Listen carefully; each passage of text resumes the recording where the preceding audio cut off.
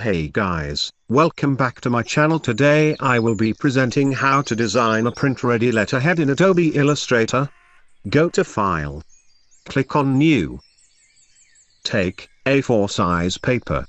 In color mode, select C, M, Y, K colors in 300p, PI.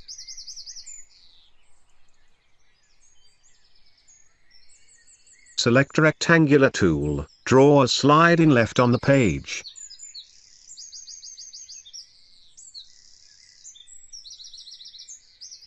Then take off stroke. And select any color, fill in object. Again select rectangular tool, draw a box in right top of the page. Select ellipse tool. Draw circle top right side on the page.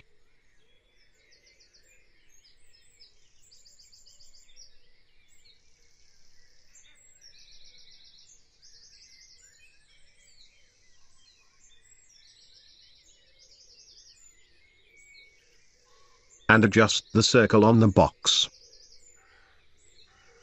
Select the circle and box with the help of mouse. Then select the Shape Builder tool. Press Alt key and cut of the outer side area.